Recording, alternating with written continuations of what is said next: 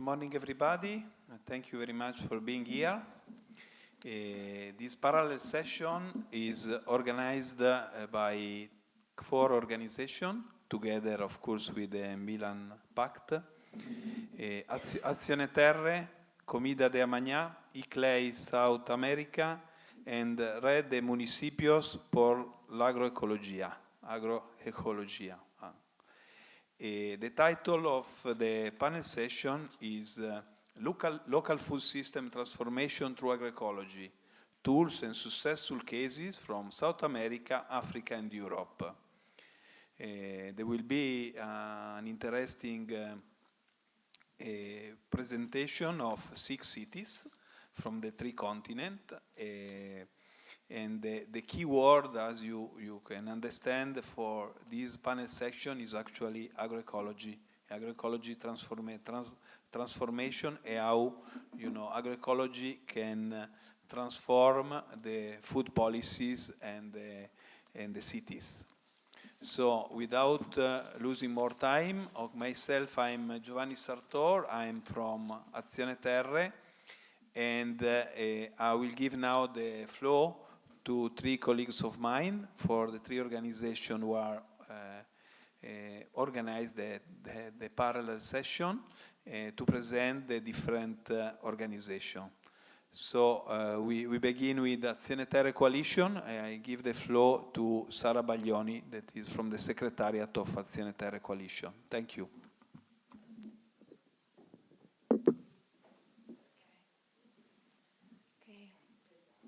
Good morning, everyone. Can you hear me well? Yeah. Okay. So, as Giovanni said, I'm here representing the Azione Terrae Coalition. I'm a part of ACRA, which is one of the NGOs that is one of the founders of the coalition. The coalition was created... Is this better? Yeah? Okay. The coalition was created 6 years ago. And it was formed by 7 Italian NGOs, ACRA, as I said, Manitese, CISV, DEAFAL, COSPE, LVA, and Terra Nuova, together with an Italian network of farmers engaging in seed exchange, and an European association, Agroecology Europe. Azione Terrae was created with the mission to contribute to agroecological transition in Western Africa and to engage in Italian and European advocacy in order to foster an agroecological transition. But how do we aim to do that? Azione Terrae is engaging in 4 different lines of action. First of all, research, because we need data. We need data to prove that agroecology works, and to exchange information on how to foster this transition. And then we also carry out advocacy, as I mentioned, in order to try and get agroecology into programs and policies in Italian and European cooperation.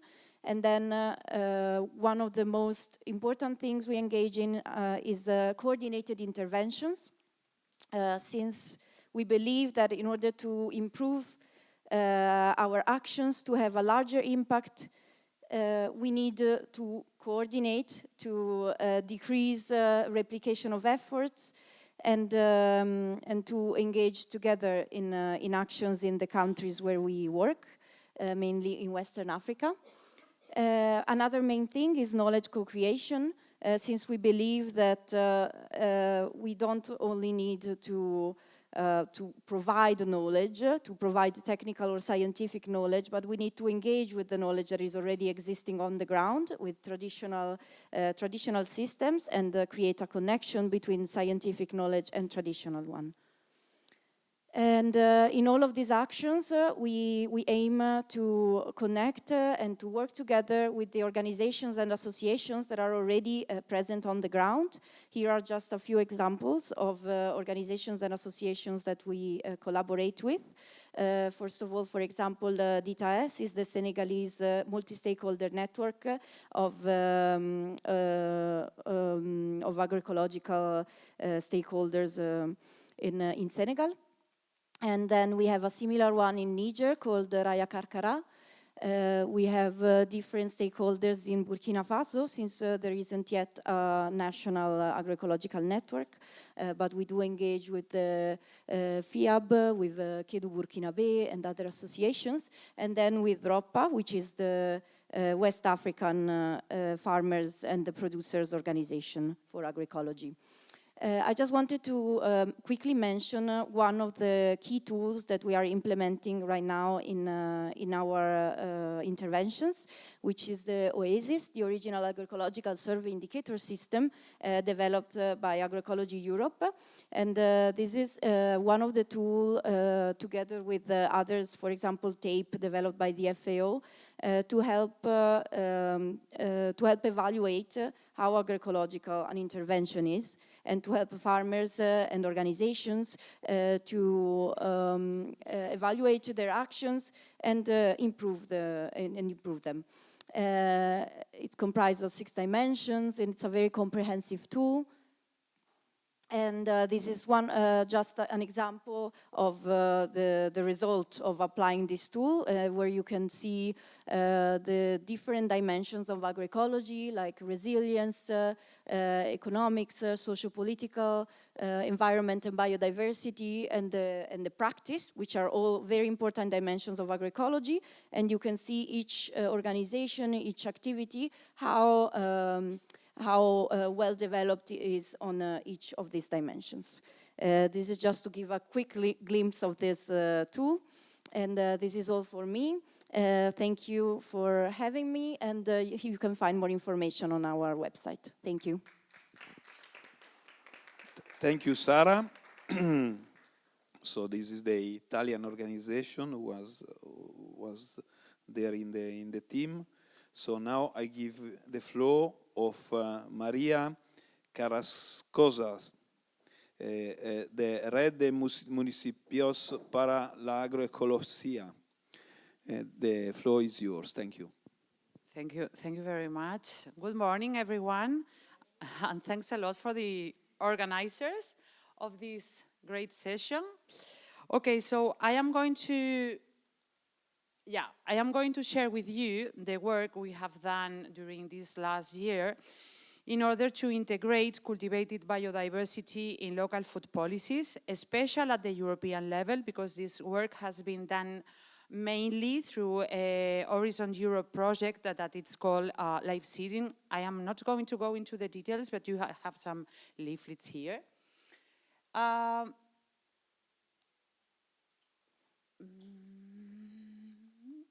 Now. Okay, yeah, it's missing a part, but it's not a problem. So, what do we mean by cultivated biodiversity? What we mean, we talk about heirloom varieties, land races, open pollinated varieties, varieties and populations that are a result of organic plant breeding, of participatory plant breeding, and also materials that are looking for alternative to intellectual property rights, so the so-called copyleft materials.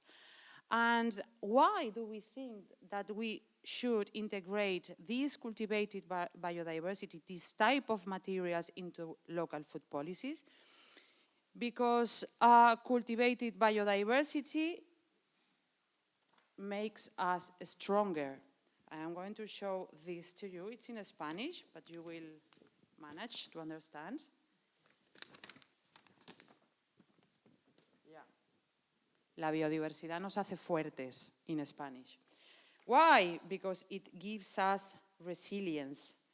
In the production side, because it allows crops to be more strong, to face biotic and abiotic stresses.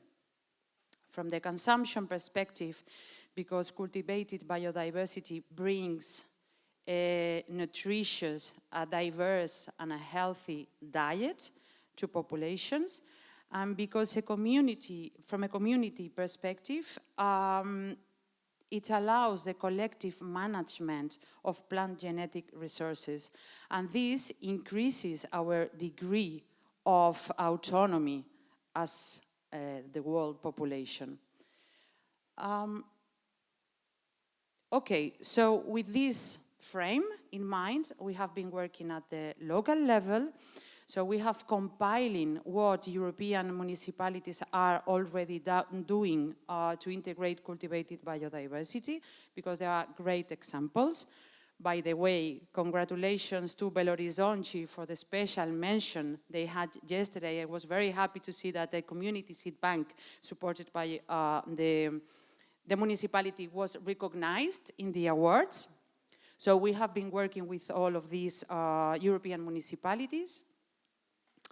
And at the European level, we have identifying these good practices, and we have tried to scale up the proposal, building the necessary alliances to do so. So as we know, an event helps us to build processes.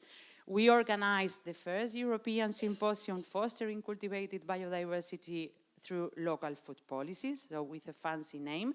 Some of the participants are here, Berlin, for instance. Good morning. We had a lot of participants from different type of stakeholders, but especially we had 23 cities, European cities participating. And the main result of this symposium was the Granollers Manifesto. We built this proposal through a participatory process. And in this manifesto, we share a vision that proposed that European municipalities should have, will have, food policies in 2050 that will mainstream organic agriculture, that will mainstream agroecology, relying on cultivated biodiversity. And to achieve this goal, we propose in this manifesto 32 actions that could be carried by municipalities that want to be active on this topic. You can see on the right that these actions are in all the MUFPP categories, but we also demand to other levels of governance, especially the European one, the national and the regional, to put in place frames, policy frames, finance frames, and legal frames that need to be again, put in place in order to allow municipalities to go further in their proposal and to reinforce their work. Otherwise, they will be not as powerful as they could be. Just 5 seconds more to say that in this QR code, you can have access in the link on the right to the website where you will find next week the Granollers Manifesto in up to 5 or 6 languages. Thank you very much. Thank you, Maria. Thank you, Maria. So, the Spanish partner of the organizer. Now I give the floor to Juliana Tangari from Comida de Amanhã, Brazil. Thank you. Thank you, Giovanni. Good morning. Good morning, everyone. And thank you all for being here today. And thank you to the Secretariat of the Milan Pact for supporting us in organizing this event. So now we move from Europe to Latin America and Brazil, and I will give you a little bit of what we are doing there. Okay, I need to know how to manage this. Yeah. Okay, so Comida is a think tank. We call it a think tank in Brazil. We work in Brazil and to support this transition to sustainable food systems, but working mainly with cities. So from cities, we want to see the transformation going on. And we, of course, are very we work and focus on the urban food agenda, but not only on the urban food agenda, but also local implementation of national policies as well. We work with programs on intelligence and advocacy, always to support better food policies, and working mainly with cities, city officers, civil servants, and city food policy councils. Our key programs in Brazil, since we launched it, we founded Comida do Amanhã in 2018, and in 2021 we launched Lupa. I will show you a little bit of what we are doing here. We are working with the Brazilian government in the strategy Alimenta Cidades. It's feeding cities, that will be in English. And second, another program is the School Meals, Agroecological School Meals Initiative, that we call in Portuguese PNAE Agroecological. I will show you a little bit about it. And another one on school meals that is called Terra Nutri. So these are some programs by which we work directly with civil servants and local authorities to support them and qualify better food policies at local level. And we are also members of these coalitions and global networks, like the School Meals Coalition, the Global Alliance Against Hunger and Poverty, and the Food and Land Use Coalition, some of them. Okay, so I'll give you a glimpse on these two specific programs that we are working with cities now in Brazil. So Lupa is like our main, the main way we've been working for the past 5 years.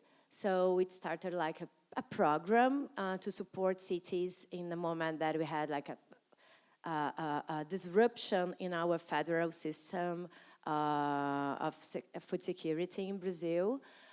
But then it developed and is now like a network of cities. So we work very connected with the way the Milan Pact works at the global level. We are working in Brazil, so we are very proud to have these cities part of our network.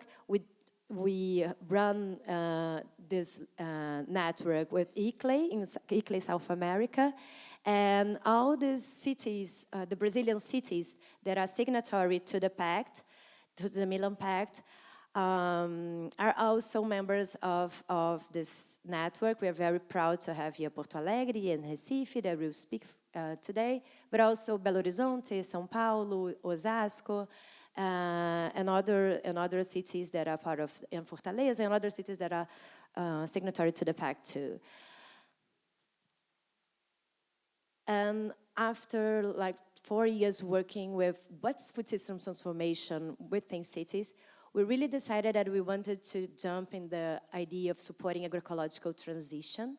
So this is our newest program. This is a agroecological school meals initiative, by which we want to work specifically with 11 cities in Brazil for 4 years. So Porto Alegre, one of the cities that we'll be speaking here today, is one of these 11 cities.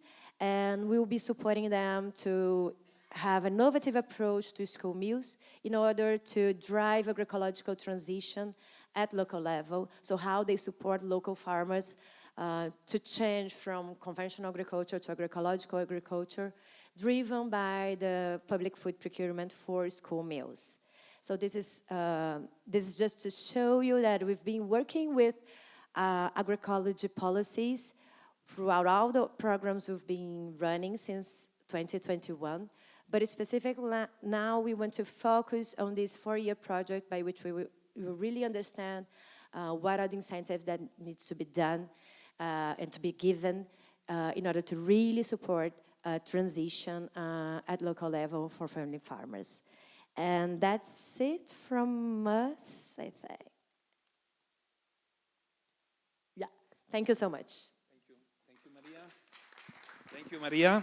Thank you very much, Juliana. Sorry, I was already thinking. Thank you, Juliana, Maria, and Sara. So now we are going straight to the core of this session, that is to listen the experience of these different cities. So I'm going to present the 6 panelists, then I will call them one by one because of the technical problem here is the small screen is not working. So we'll have with us Mr. Assumi Tujani, that is Director of Environment and Landscape Planning of the City of Niamey. We have Olivia Bertolini, that is Network Coordinator of Citizens Secretariat and Rural Development of the City of Porto Alegre. We have Gilles Perrol, Deputy Mayor of the City of Mouans-Sartoux, France. We have Marcela Pietrantonio, that is Secretary of Production Development, International Relations, the City of Tandil, Argentina. We have Mr. Wahab Kiendre Beogo, that is Head of Statistics and Urban Information Service, City of Ouagadougou. And Adriana Figueira, that is Executive Secretary of Human Agriculture of the City of Recife, Brazil. So these are the 6 speakers, they will be with us. So I'm going to leave now the floor to Assumi, Mr. Assumi from Niamey for the first presentation. Thank you very much. So we'll have to tell you that all of the 6, they are not going to speak on their own language. So please be accepted that there will be a bit of effort in speaking English, but I hope everything will work well. Thank you.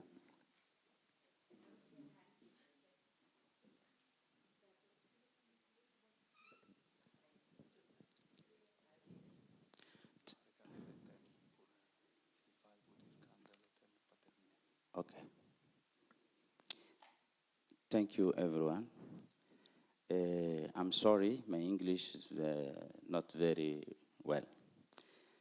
I'm Assumi Tujani, Director of Environment and Landscape Planning for City of Niamey.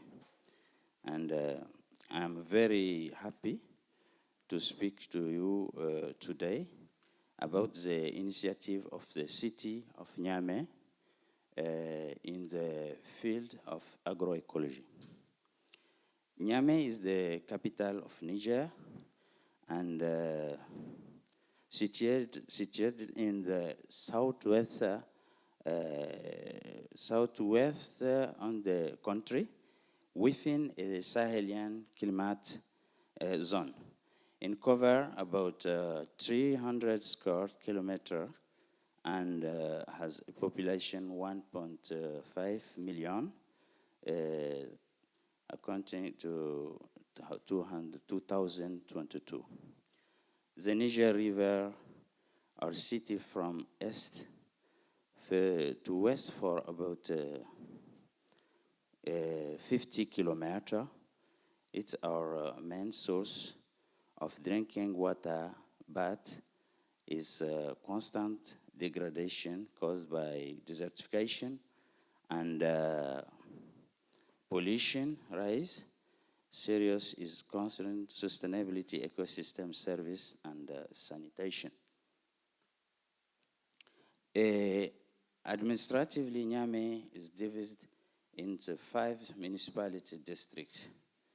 The city food system is characterized by food deficit, with much of the need being met through internal and international import.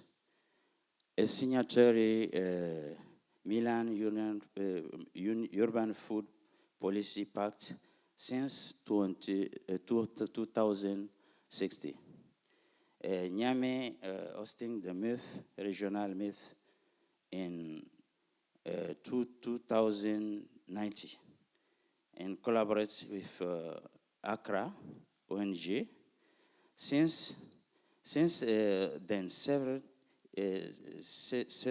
initiatives in food products have been developed by multiple actors for to support the city in making urban food system more sustainable. Does include local and internal International partners such as civil society, organization, farmer association, and the 7 private sector entity notable young startups such as Agrinov, Niger Vert, Juve Initiative pour l'Arbre, and 3B, Bio, Beau et Bon. Today, I would like to highlight the AfriFood Links pilot project. This project focuses on creating a multiple seedling nursery to improve seed quality and available a sustainability way. In Niamey, the issue of seed has been identified, and one was the most pressing with availability, accessibility, and quality represents major challenge. It is also important to note that many diseases affecting productivity and transmit throughout the supply on contaminated seed from nursery. To address the challenge, the city of Niamey has decided to establish a model for other intervention. It's increased 500 meter greenhouse, a storage facility and office house in container, 2 compost pits of 6 meter cube, a star powder borehole, 12 meter carry, prepared sheet with a fenced set. 30 producers have been trained in agroecological technical. They come from 10 target group, 20 trained in market garden. Technical does lead production will in turn train other member of their group. The 10 group includes a total of 473 members. Of women, 370 are women and 166 men. Those organizations produce will operate in the greenhouse to continuously produce the seedling they need for their farm. The main challenges we face are limited financial and technical capacity compared to the identified constraint and high vulnerability to climate shock due to insufficiency in irrigation and draining infrastructure. For opportunity, however, we also have many opportunity. First of all, by signing the Milan Urban Food Pact policy and suiting for political local strategy. This has facilitated exchange with other cities and encouraged aspiration toward a certain level of urban food sovereignty, fully aligned with the strategic vision of national municipality authority and the national authority of President of the CNSP, particularly Axis 3, with focus on grassroots development for economic sovereignty, inclusive for sovereignty in Niger. Has the political support for Niamey's AfriFood Links pilot project. Scaling up this pilot project will make it possible to significantly impact the urban food system. The inclusion and adoption of the agroecological concept by Niamey's market gardeners will foster synergy among actors in garden in healthy and sustainable production, paving the way for the creation of a structured value chain and at all levels, from the greenhouse to the plate, including local makers for the benefits of both products and consumers in the city. Looking at the Niamey also plan to share its experience with other cities in Niger, notably Agadez, with is also a signatory of the Milan Urban Food Policy Pact throughout its agroecological project AgroDev.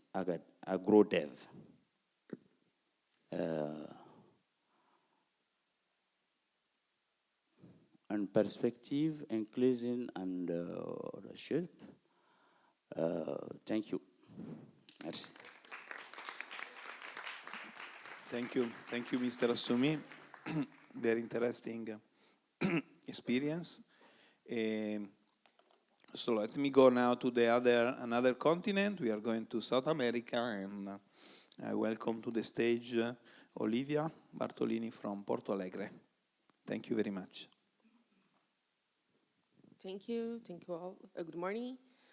Thank you, Juliana, Thais, and Comida da Amanhã for the opportunity, and also to Milan Pact for this opportunity to talk with you a little bit. I'm from Porto Alegre. We are the third major region of rural area for the capital. So for a capital, it's a lot of it's a good space to production. Have the third largest rural area. We are in transition between Atlantic forest and Pampas, the bioma, and we joined the pact in 2015, and in the Mercosidade as well. And as a city that it's part of both of the networks, we work to get them aligned as well. And we are very happy that we are working all together here. My mission here today is to talk a little bit about what we're doing in the transition with the perspective of networks, but as well as talk a little bit about the concepts of network and how we are already working to take the advantage in a good sense about the support of the Comida da Amanhã and the Pacto as technical support, and how we are working this on a daily basis. So you see that we're going back and forth about what we're doing in the concept of network, and probably, and I hope, none of these concepts will be new for you, but usually we don't pay attention. And this is why I'm bringing a little bit of concepts and importance of the networks from the perspective of what kind of support we have and how we need to work in network from the inside to be able to develop good projects. Why I'm talking about networks in all this context? The complexity. We need to have food and in an agroecological transition in a perspective that this is it's a challenge, and we talk about complexity. So we need to work together and take all the tools to be able to do it. So this is why I'm talking about a little bit about networks, and I go about what is the nectar concept is to get together actors that has his own specific goals, but has at least one common goal. And the common goal is the transition. We have now, for instance, and we were working on this even before, but now we are getting more mature, and we had now formalization of an association of producers. Of course, each one of them, they have one goal, their specific needs, but they understood that they need to be together, and they need to, with our support from the City Hall, to get together, to organize themselves, to be able to develop a strategy to the public, to sell to the school programs. So this is a kind of situation that, and this, we go to, the real challenge is not to add forces, but to combine plantations. We're not about just putting a network, or integrating is not just to put everybody in the same room. We need to combine. And we, as City Hall, we are doing also this orchestration through and whole, a mediation, and I would like to mention as well that we have the Secretary of Rural Development here, Castro Gildo, that is personally he's enthusiastic of agroecological, agroflorists, and he's taking personally as well this whole with the team of transition, so of mediation with the Department of Education and with the producers. So I'll go, and what is governance? Governance, it's relations build management. This is governance. So I need to understand the needs for each area, even from side of the government, and I need to combine relationships and management. If I don't have, and this need to be genuine. I need to build trust is not one-day job. I need to build the trust between the producers, the governments, and from the who is working together to be able. We already knew Comida Amanhã, for instance, and they knew us as well. So I will put my efforts in a city that I don't know if we're gonna respond to my challenge or my efforts or the money that I'm giving to the project. Let's say this way. So this is the trust, and the trust passed by a perceivable value. Our producers as well, they understood that we really wanted to support them. And this doesn't mean to agree with everything. This means to understand that we have steps to do it. And to build a relationship with the education as well, we need to build bridges. So, but the perception of value means that I need to show that in the short and the long-term basis, the results will come. And if I'm talking about complexity, means that I have the results will come in much years, so many years. So what I'm gonna do is to make small deliveries, but they need to be connected.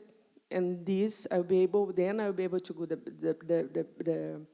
the end of the result that I wanted. This kind of communication is very important, and to show, because everybody's anxious, the producers, the government, and well, we need always to remember how we already, what the road we made it, and this gives power to continue.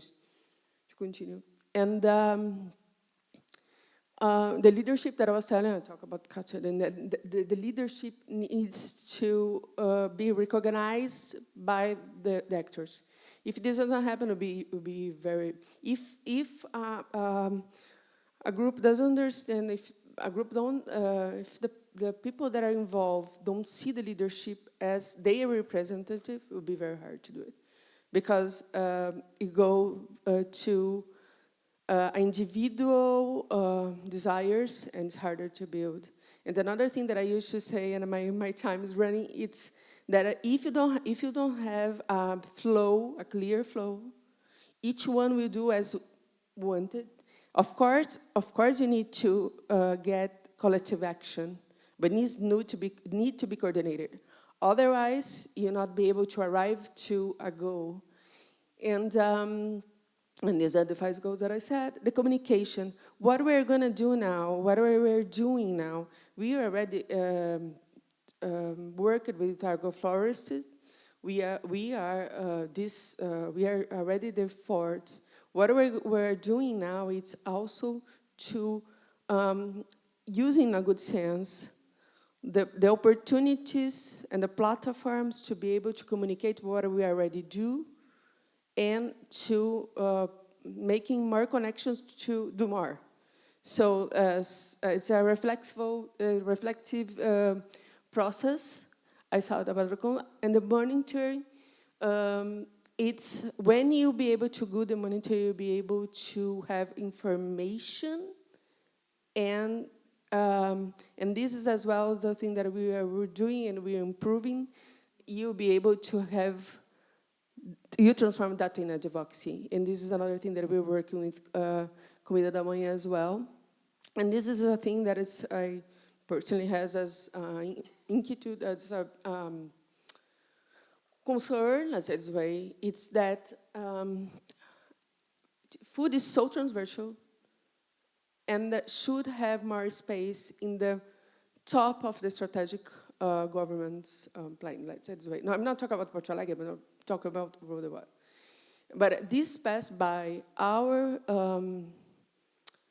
will and how we get together in a common goal to be able to communicate that, and to show what we're doing, to show the results that we already had and we can build. And finally, I'm going to the end. The best practice, for instance, and I hope a couple of years we'll be able to have the mission as well. We are working to do it. But I used to say that when you feel the form of the practice, you start to show and to think things that maybe you don't stop to think on a daily basis. You communicate, you get engaged, and the best practice that you show to the world, your local best practice, you show the world, and vice versa. You are impact for the global visibility as well.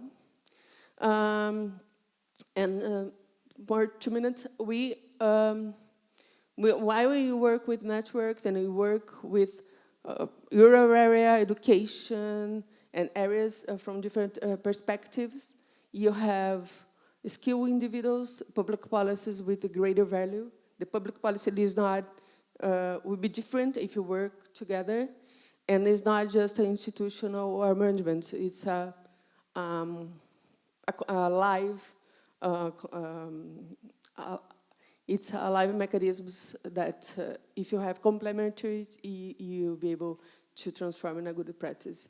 I will tell you as well quickly that the video that we sent to the networks that are here, the video about agroflorists that I presented yesterday, it's a way to show how we're working agroflorists as well. That is the nature by the nature, dealing with complexity. And for finish, eating is connecting, so next connect. Thank you. Thank you very much, Olivia.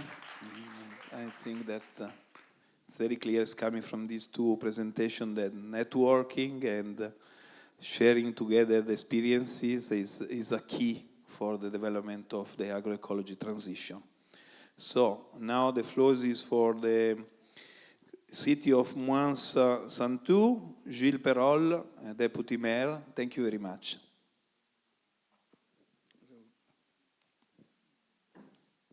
Hello everyone, thank you for the invitation. Mouans-Santou is a little city, 10,000 inhabitants in the south of France, near Cannes, if you know the Festival of Cannes, I think, but we are not the same that time. that were very different and very different vision of urbanism and environment. Monsanto is in the Milan Pact since 2018, and it was a pleasure last forum to have an award for a city that saw. And that we are doing now, where we saw our experience. So, food policy is very systemic. And it's always difficult to choose what we are going to say, to share with the other cities. So I've chosen two experiences.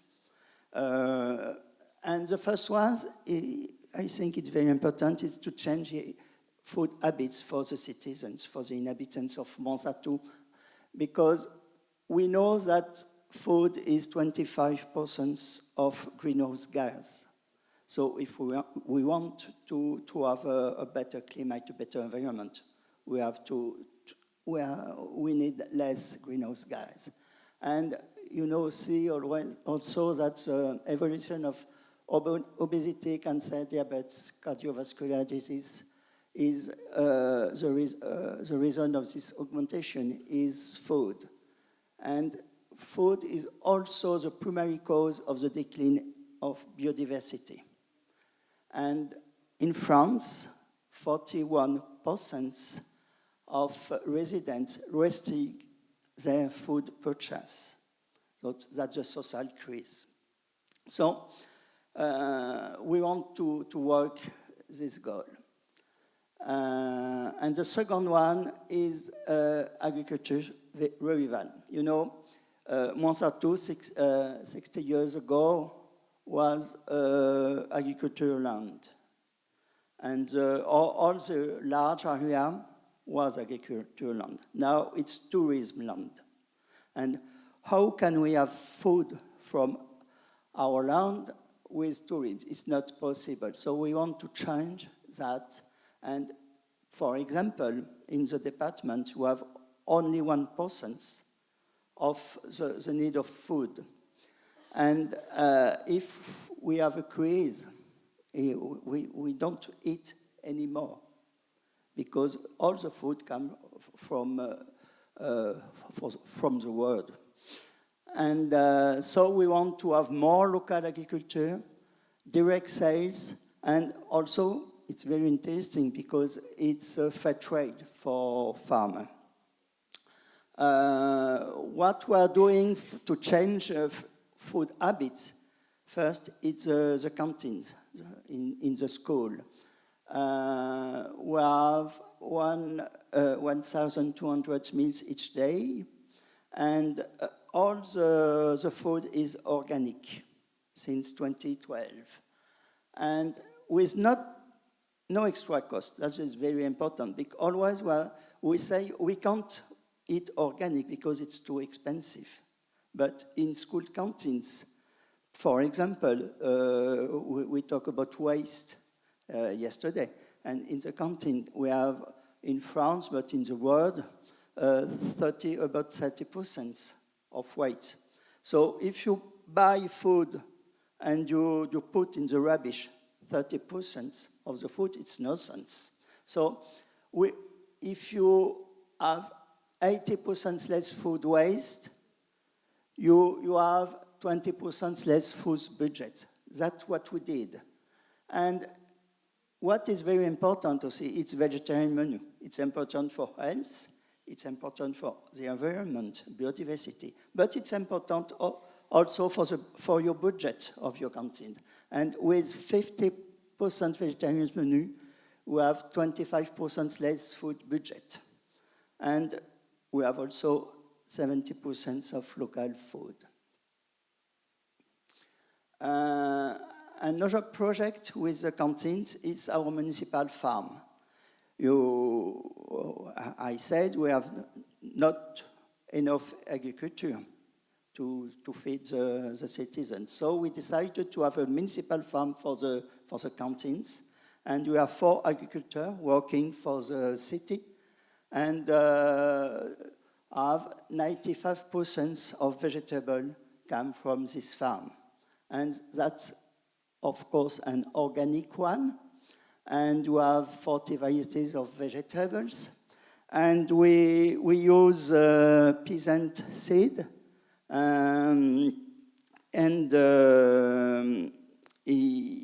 We have this farm with agroecology method. You can see there is a lot of trees, a lot of vegetation. The second goal is agricultural revival. So in Monsanto, we have, in 2012, we have 40 hectares of agricultural land. And we decided in 2012 to have 112 hectares. And in next year, we'll have 150 hectares.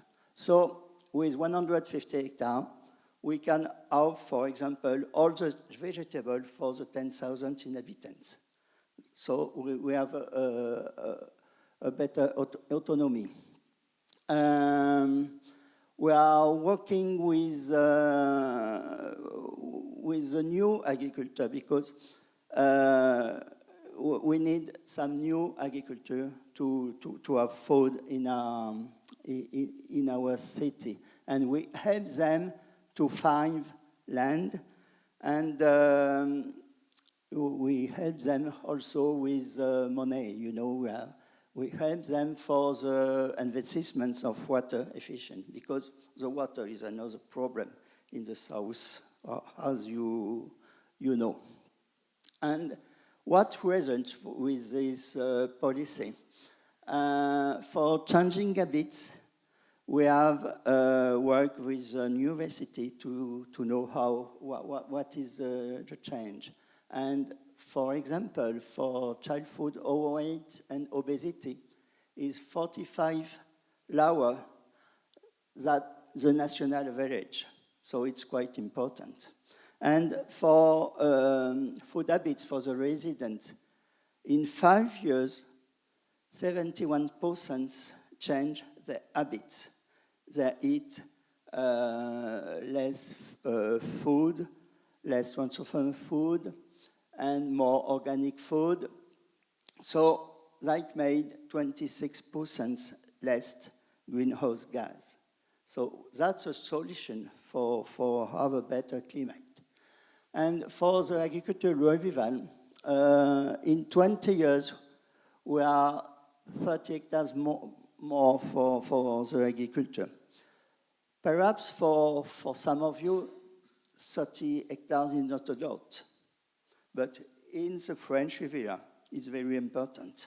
And in the last 18 months, we had 8 new installations. That's a very good news for us.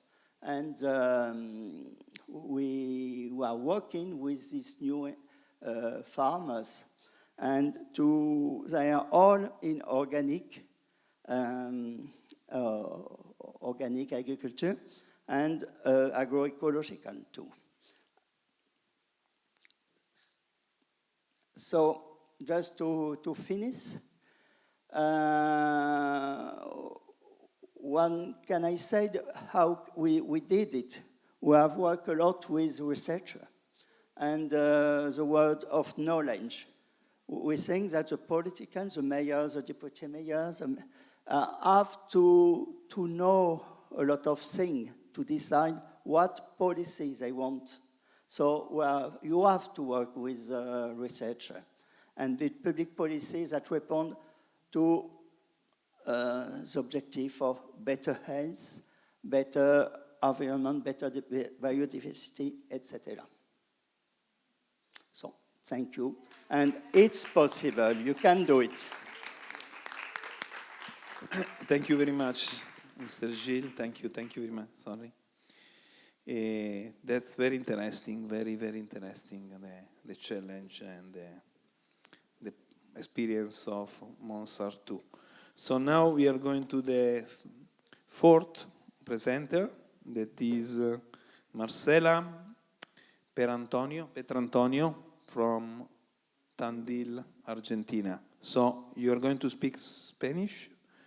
and you will be helped by Francesco for the translation. So thank you. I leave you the floor.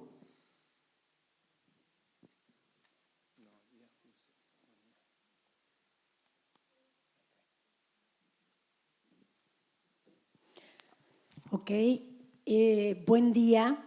Si entendemos español, algunos, ¿sí? Bueno, hay mucha gente que entiende español. Yo estoy utilizando el ChatGPT y la IA, si no entiendo. Importante que estas redes sostengan la multiculturalidad. Y la alimentación es multicultural y el lenguaje también demuestra la multiculturalidad. Reflexiones para otros debates. Primero, felicitaciones. Francisco va a colaborar con la traducción, pero no sé si es necesario literal. Primero, una gran felicitación a Milán y al Pacto de Milán por generar estos espacios. Segundo, en este side events, a quienes han puesto el corazón, Sara, Juliana y Giovanni, aquí están y todos, porque nos está permitiendo, además de compartir experiencias, dejar pistas, que creo que también de esto se trata cuando nos encontramos presencialmente, dejar pistas, dejar miradas, dejar dimensiones para profundizar. ¿Ese?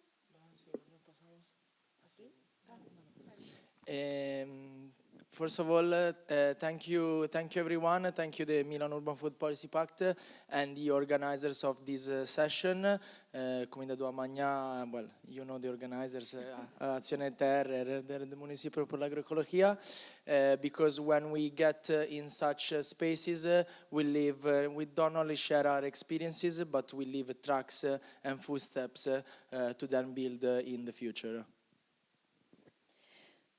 Bien, rápidamente, nos unen temas comunes en lugares tan diversos, ¿no? Y uno toma dimensión cuando observa el mapa y, por ejemplo, localizo a mi ciudad, a Tandil. Tandil es una...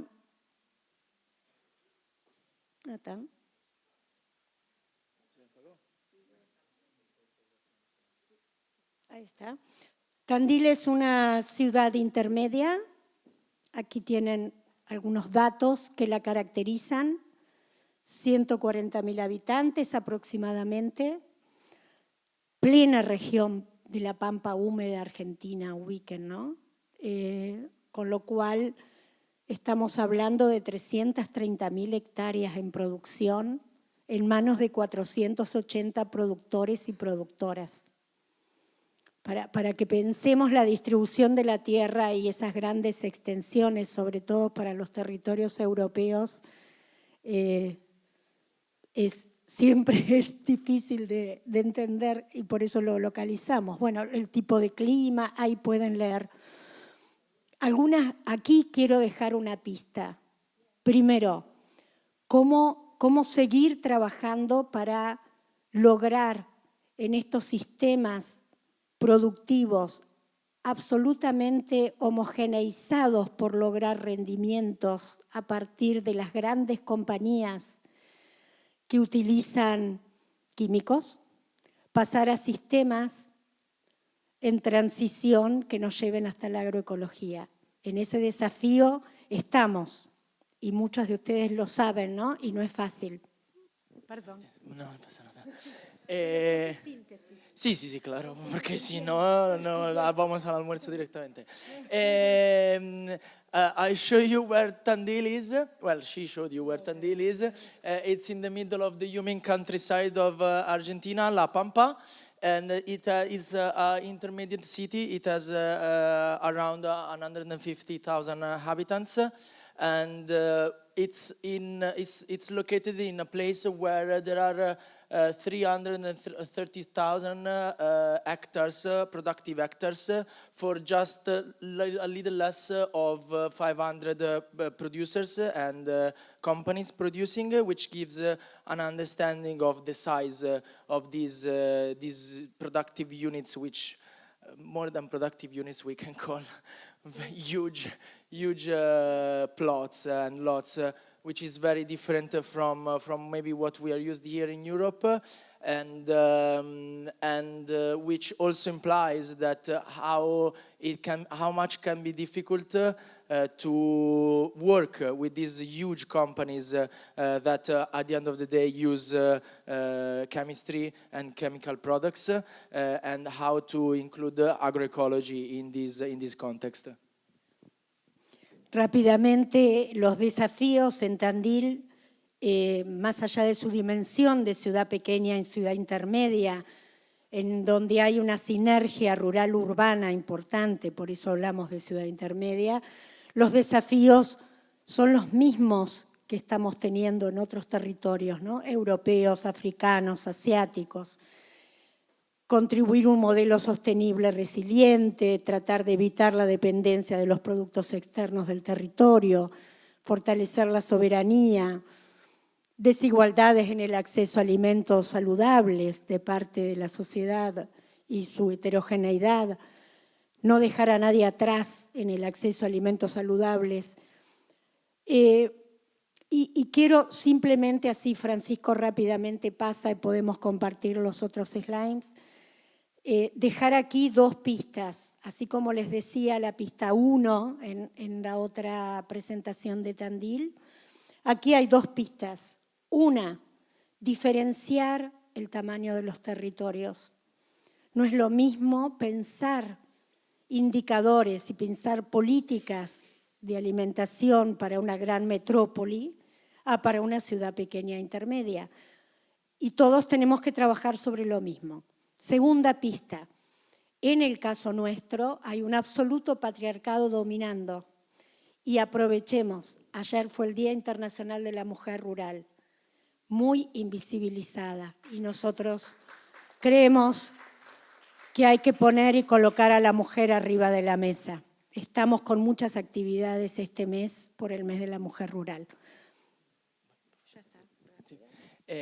You can see in the slide the challenges, which are similar in a way to what most of our territories and cities experience, and we have building a sustainable and resilient model, the alimentation, the feeding model, and the dependency of products from external resources, and the diminishing of the link between local consumption and local production, strengthening food sovereignty, and addressing inequalities in food access, and this is the last point is about the two messages, the two main messages that Marcela wanted to give you with this slide, with this point, is that we have to work all together for indicators and policies that are for intermediate cities. We cannot think that huge cities, metropolis, have to work on the same way that an intermediate city works. And last but not least, the other message is that in the context where Marcela lives and works, there is a lot of patriarchy, like in many places in the world, unfortunately. But Marcela wanted to was it yesterday? Era ayer? Ayer. That yesterday is the International Day for Rural Women, so she wanted to underline that and underline the role that rural women have around the world, and in particular in her region, which is too many times invisible. Difícil cumplir el tiempo, pero bueno, quería también dejarles esta mirada de Tandil que no es ajena a mucho de lo que venimos escuchando en este encuentro, que es esta estrategia territorial integrada. Y rápidamente lo que sigue es comentarles cómo estamos trabajando sobre todo desde que el pacto, cuando ingresamos en el 2022, nos enseñó a sistematizar en estas 6 dimensiones que deben tener mucho que ver con el manifiesto que nos comentaban recién, que va hasta el 2050. Y empezamos con un campo propio de 21 hectáreas, en donde estamos haciendo producción agroecológica.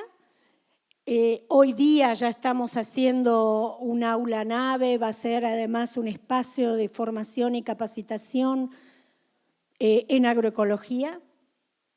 Yo lo digo rápido, vos decís todo junto porque no vamos a llegar. Aquí Huella Joven es un programa en donde con las juventudes de Tandil trabajamos proyectos para mitigar el cambio climático y una línea tiene que ver con la alimentación saludable y sostenible y la agroecología en la producción. Aquí vemos, ¿no? Proyectos liderados por jóvenes de 15 a 24, producción hidropónica, biofertilizantes, las huertas, la huerta comunitaria, en fin. Y luego, por eso hablamos de la producción a la góndola, ¿no? Con este kilómetro cero, en donde instamos, ahí le traje a Francisco varias muestras, que son 12.000 kilómetros los que hicieron los kilómetros cero, él se lo merece. Y bueno, hacemos mucha fiesta popular, ¿no? ¿Cómo llevar lo rural a lo urbano? Y esto de lo rural a lo urbano tiene que ver con desarrollar esto. Y también dejo esta pista. Hay acciones desde la política pública y esta gobernanza integrada que pueden ser muy simples en un territorio y de altísimo impacto. Entonces uno hace la jornada de la pasta.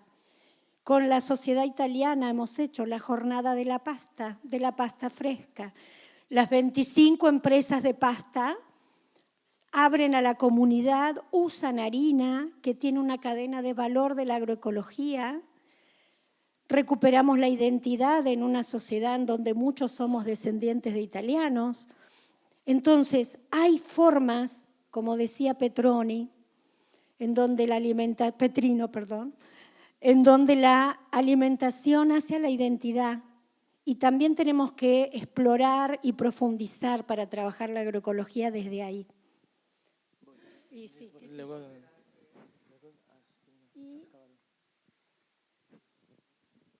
para terminar, esto de acercar a la gran distribución, ¿no? A los pequeños productores, y cómo llegar a la góndola donde los consumidores vamos.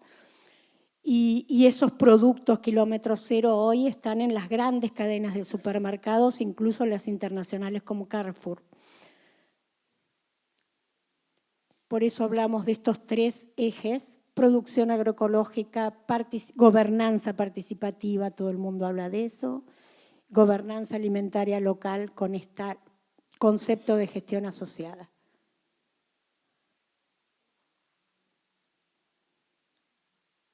Y las lecciones las fuimos diciendo y ahí tienen el mail. Gracias y disculpen por el idioma. Resumo. What Marcela just showed you is the steps that they took in Tandil from the very beginning with an agroecological farm of 21 hectares. That was the very first step they took to understand how agroecology works. And then they moved on with projects, financed projects for young entrepreneurs. It was 5, if I remember correctly, which develops... ¿Desde cuándo, Marcela? El proyecto de entrepreneuriado de jóvenes, La Huella. Del año pasado, since last year. And they keep on working with the strategy of kilometer zero, which is essentially supporting local producers in many ways, which is like a seal for kilometer zero, 0 kilometer, which is essentially means, I can't remember exactly the definition in English, which means local products in many ways, such as small steps can be taken, small activities can be taken, such as the pasta day could become could have a big influence. And then I think that what is really nice of what they do is that they bring this label, this seal to supermarkets through the facilitation of the municipality, which supports and gives the light that the local production deserves through the municipality. Thank you very much. Thank you very much. Thank you. So I call upon next city is Ouagadougou. Mr. Kiendre Beogo Wahabu on the stage. So Ouagadougou was also won the winner yesterday, so maybe we recognize it with applause. Thank you very much, Mr. Giovanni, for giving us the floor to share with you what we are doing in our city, Ouagadougou. Okay, thank you. Before starting, I'm Wahabo Kiendre Beogo from the city of Ouagadougou. Like Giovanni said, we are one of the winners of Milan Pact Award yesterday, and we are thanking all the partners which help us. Thank you very much. So, in Ouagadougou in numbers, just to say that Ouagadougou is about 3 million people living in 518 square kilometers. And in this area, we have almost 3%, which is ample available to develop agricultural activities. Like other capital cities, Ouagadougou, the main activities is industrial one and trade. Like we are a Sahelian country, so our climate is known as tropical one, and the data shows that we have a 30-year average of 769 millimeters rainfall per year. So when we see those data, we know that the context that we are to develop agricultural activities in our city. So we have many challenges in our city, Ouagadougou. It seems that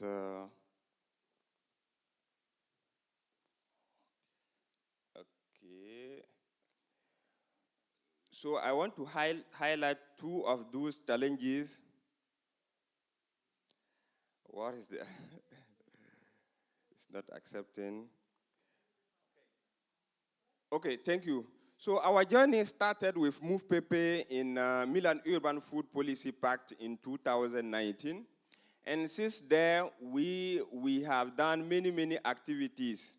And those activities give us the opportunity to host the regional forum in Africa in 2021.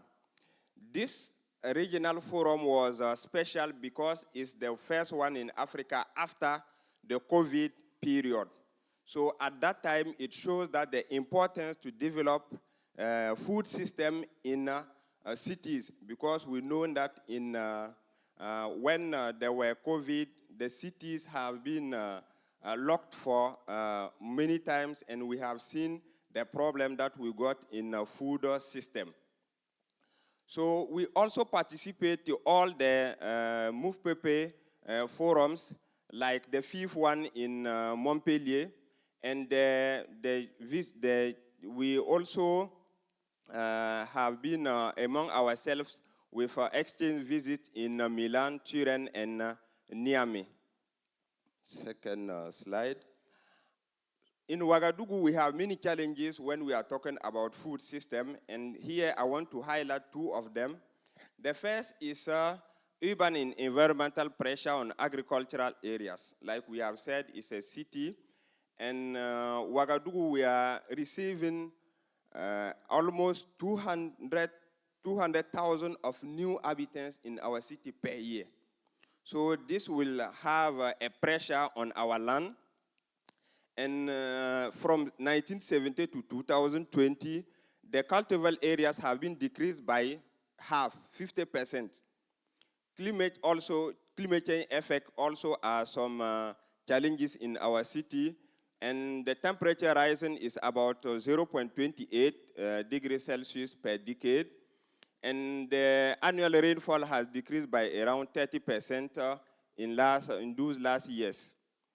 The other challenge is that in our city, the integration of food system is underestimated in our urban food policy, in our urban policy, public policies, because for many times we didn't accord the real importance of food system in those documents.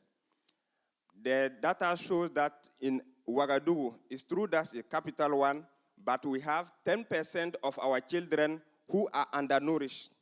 So that shows us it's a problem of nourish in the city. The next slide. So after those problems that I have showed, many activities have been done. Before talking about those activities, I want to show you the existing legislation, what is included in our documents.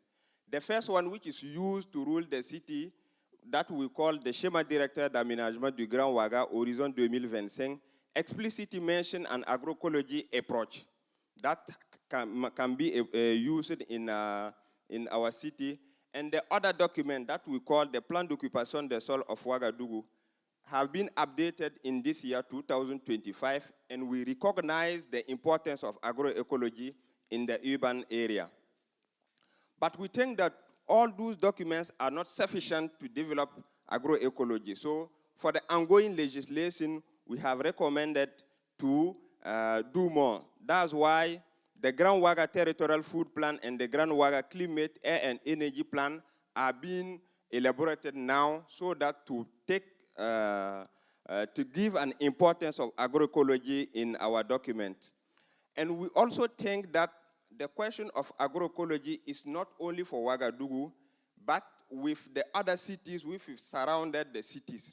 So in the inter-municipal mechanism we are developing with the other cities so that to take it, to give it the real place that he needed so that to be able to develop them. The next slide. So like I said, many activities have been done. And since 2017, we have promotion of urban agriculture in the Green Belt. The Green Belt is an area in our city which is around the city, and the estimated of 2,010 hectares. And we also developed the school canteens and rehabilitation, market, and waste management. Those activities which led us to get the Milan Urban Food Policy Pact Award yesterday. Also, the methodology that we are using is primary pilot basis, because for us, we have to develop a pilot activities, try to see what have been done at the good way and the difficulties so that to implement it in the other areas. Secondly, a participatory approach. We think that in our city there are many stakeholders and we have to include them to any action that we are doing in our city, like NGOs and the community, the associations that we are in our city.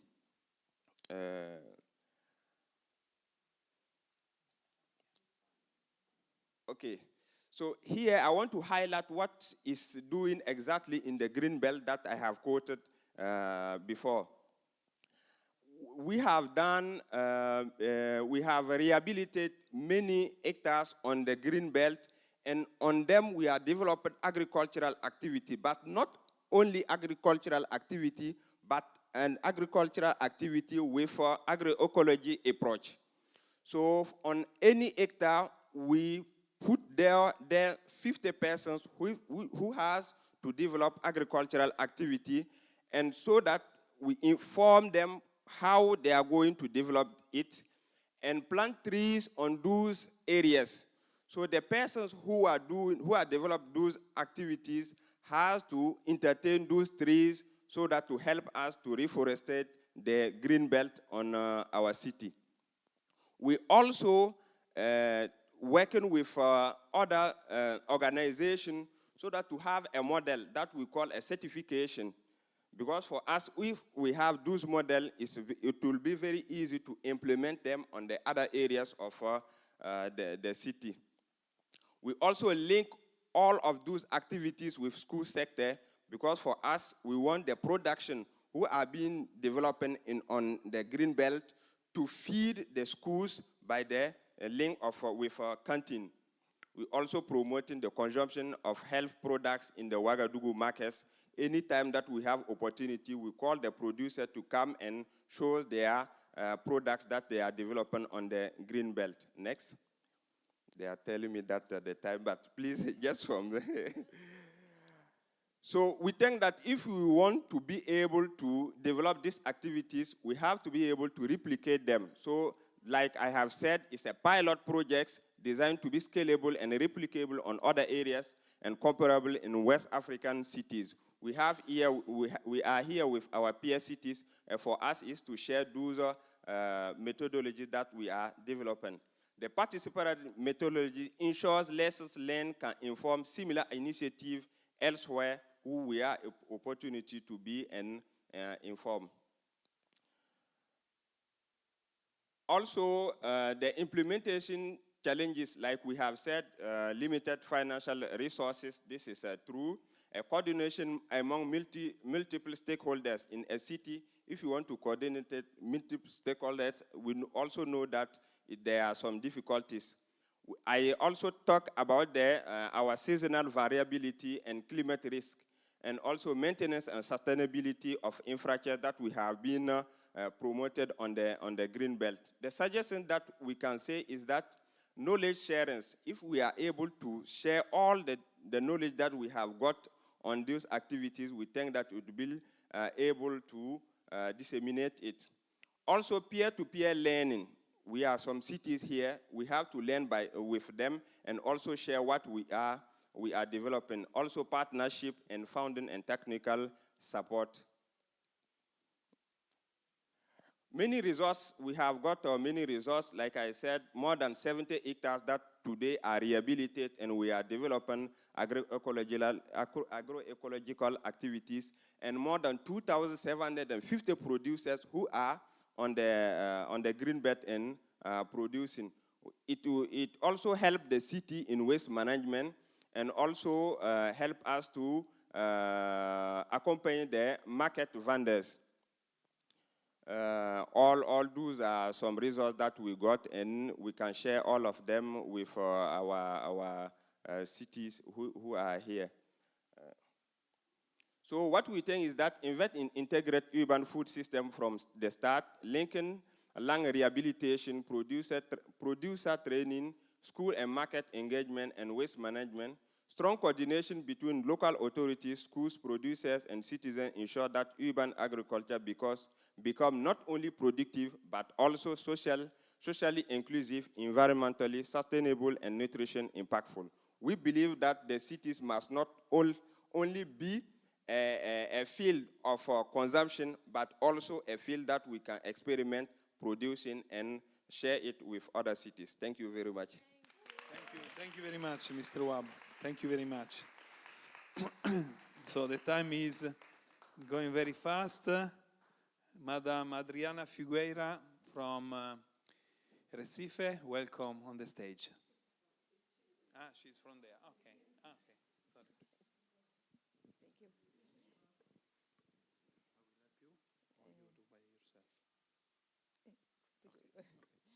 Good morning, everyone. I'm Adriana Figueira from Recife.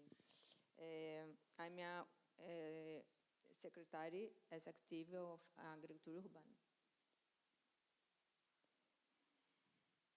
Wait a minute. Recife is located in the northeast.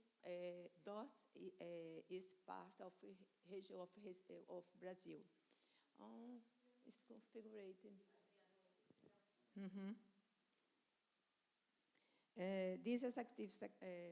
This is some information about Recife. 100,500 million inhabitants in Recife. Our territorial area is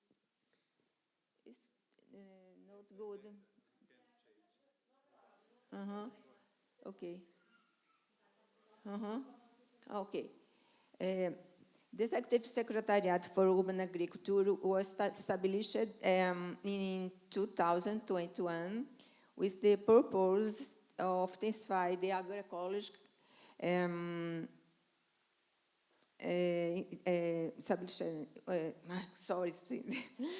intensify the agroecological production of food and medicinal herbs through productive structures located in public and private areas with agricultural potential within the city.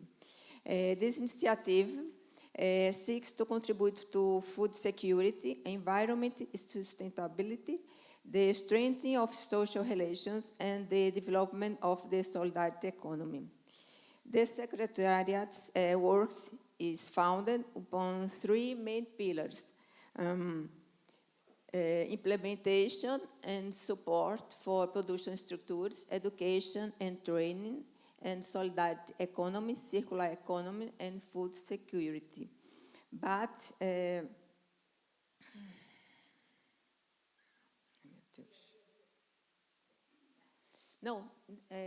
but you can't forget these other pillars: participation in articulation and institutional strength is very important for the integration of our work.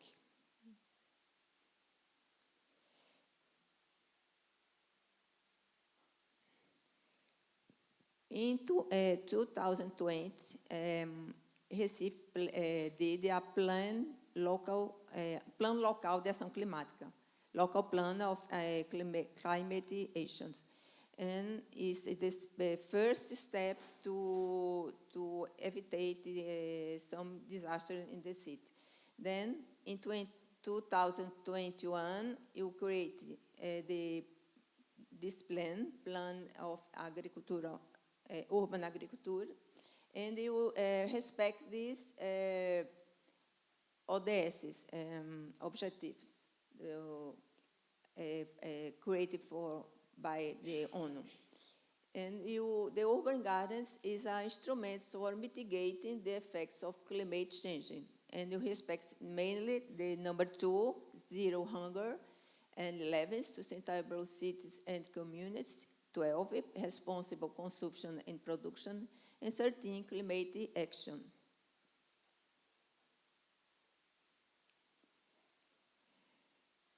Then this is our activities. You began in 2021, but in 2024 we will have these results. 2 productivity units of the Executive Secretariat for Urban Agriculture in City Hall, in another place. 5 sacred gardens of terreiros, 11 institutional productive units, 13 community gardens, 50 education gardens, 17 therapeutic gardens. Our team provides technical assistance, delivers seedlings and compost, and conducts courses and workshops. Next. Here, where it all began, our office at the Recife City Hall. Next. And in addition, we have 2 further units. This one. The first one is an urban agroforest and compost system located in the municipal car park landfill, which includes agroecological cultivation, seedling, production, and a composting yard. The second one is Sítio Natan Valley. It's a small holding dedicated to agricultural production and training, where our public agroecology school operates, promoting sustainability and community engagement. Next. Now our projects. Muvuka. Muvuka, the word comes from the Bantu language and evokes the idea of a lively, bustling crowd, like this, and like a people crowd, a crowd of people. And it also refers to a cluster of mixed seeds packed together in a clay. That is what our project embodies, many people together working to disseminate our work. Então, then, Muvuka promote urban agriculture in the psychosocial care network through Executive Secretariat of Urban Agriculture and the Health Department partnership to support mental health care. The population beneficiary, 20 psychological social support centers, 1 center for prevention, treatment, and rehabilitation and alcoholism, 2 community centers, integrated mental health service. Another one is a Recolheita project. A project developed in partnership with secretariats and agency of the Recife City Hall, which aims to reuse food still suitable for consumption and the destination of organic waste for composting, collected in markets and fairs, promoting the fight against hunger, and composting as a government policy.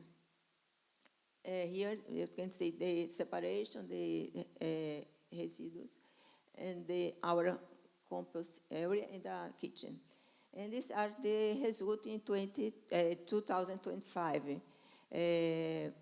Organic solid waste, who is transformed in organic compost, and they avoid to greenhouse gases, and you produce almost 11 tons of food.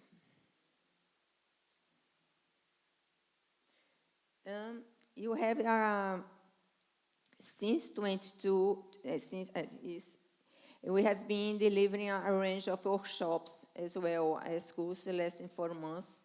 In 2025, 104 urban agriculture workshops were held across the productive units. And this year, you divided this course for specific, how can I say, I don't know.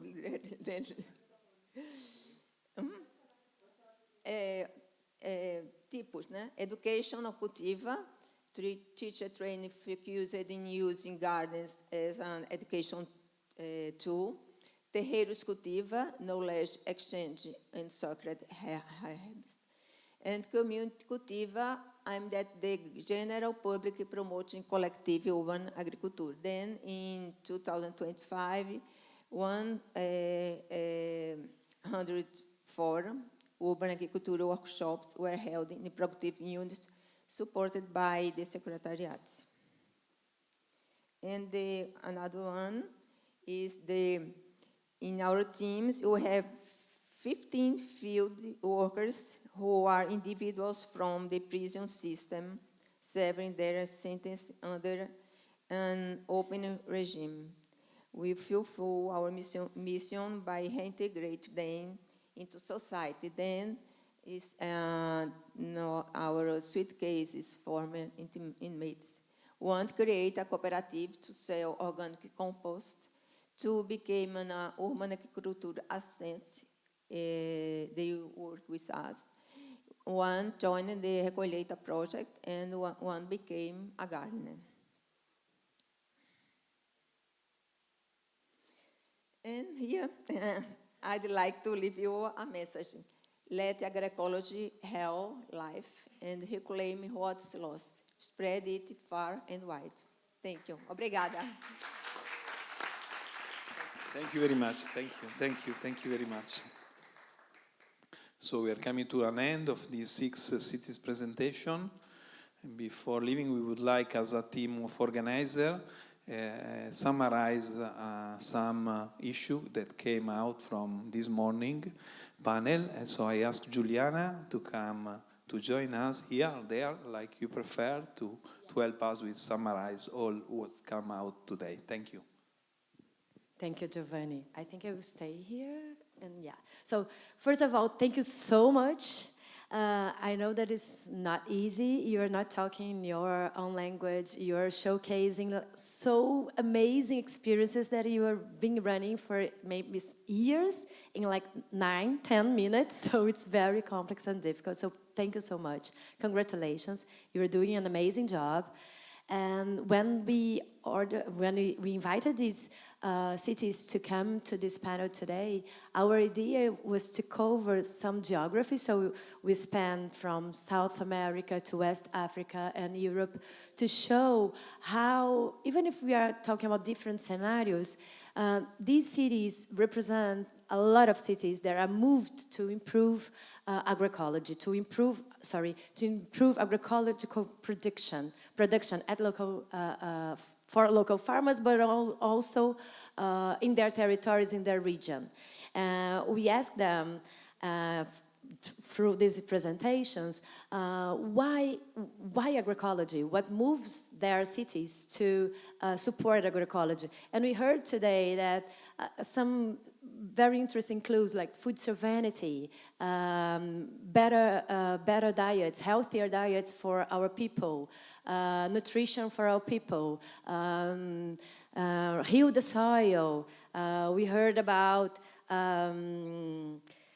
food diversity, diversity of food and diversity of diets and diversity of people coming together. We heard about fighting obesity and autonomy for producers. So we used to hear all of these justifications all over the world when we talk about supporting agroecology, because that's the difference, right? Agroecology is not only about decarbonization or reducing emissions, it's about people. There are people there, and it's very compelling, at least for me, and I hope for you too, when we see those pictures and understand that these policies, these programs are not only just fields and just food production. We have people in all that pictures. And that's why I think it's a really, really important opportunity for cities, because local governments are usually more keen to take care of people than national governments. So you did, and you all have the great opportunity to keep this movement, to keep this going on. The transition is already undergoing. We don't need to start something. It's already happening, but it needs to go faster, and it needs to have more support, more financial support, more social support, more campaigns on that. So yeah, local governments has this opportunity. Don't waste it, take it. Thank you so much.